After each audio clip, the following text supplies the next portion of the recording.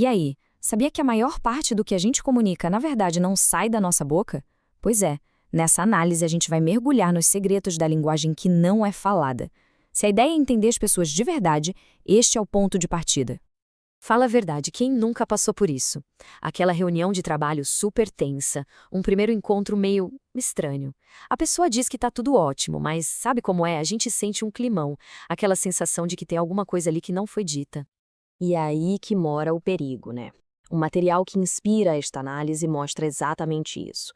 Existe um verdadeiro abismo entre o que as pessoas falam e o que elas estão de fato sentindo ou pensando. É basicamente a receita perfeita para dar tudo errado. Então, é exatamente isso que a gente vai fazer aqui. Vamos montar tipo um kit de ferramentas com base na fonte para decodificar intenções, para entender emoções e o mais importante de tudo, para a gente se conectar de verdade com as pessoas. Ok, vamos lá. Hora de abrir nosso kit de ferramentas. E a primeira peça que a gente vai pegar é, claro, a poderosa linguagem corporal. Aquela conversa silenciosa que está rolando o tempo todo, mesmo quando ninguém abre a boca para falar nada. E ó, isso aqui não é achismo, tá? É ciência pura. Existe um campo de estudo chamado cinésica que se dedica a decifrar justamente isso. Como nossos gestos, nossa postura, nossas expressões, como tudo isso comunica o que a gente está sentindo. É o estudo do corpo falando. Pensa só, é só lembrar daquela vez que alguém apresentou uma ideia nova e o chefe, na mesma hora, cruzou os braços. Clássico.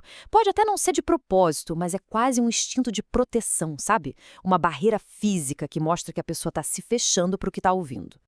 Agora, o contrário, uma postura aberta, com os braços soltos, ombros para trás, isso aí funciona como um convite.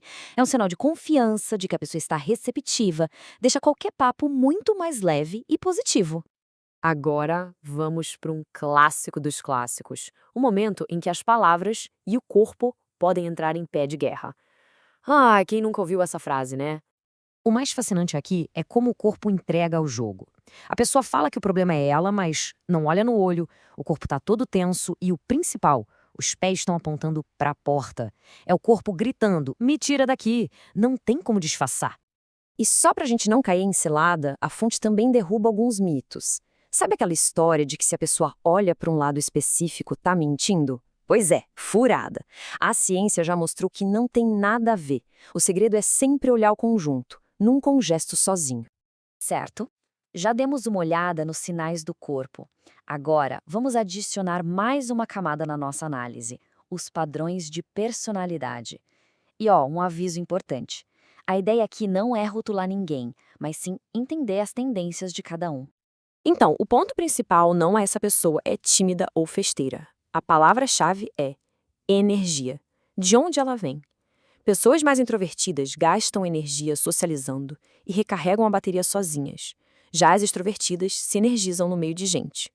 Claro que quase todo mundo fica ali no meio, mas entender a tendência principal de alguém já muda o jogo. E saber disso abre muitas portas. Se a ideia é criar uma conexão com alguém mais introvertido, um café tranquilo para um papo um a um vai ter um efeito muito, mas muito maior que uma festa barulhenta. Não é que não gostem de gente, é que valorizam a profundidade, e isso acontece melhor sem tanta distração. Ok, agora vamos mais fundo ainda. A gente já viu o corpo, já viu a personalidade, chegou a hora de entender o motor por trás de tudo isso. As motivações humanas.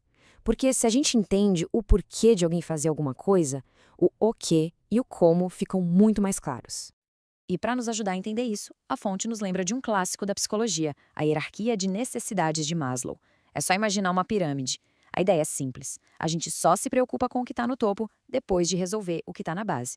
É tipo uma escada de prioridades da vida.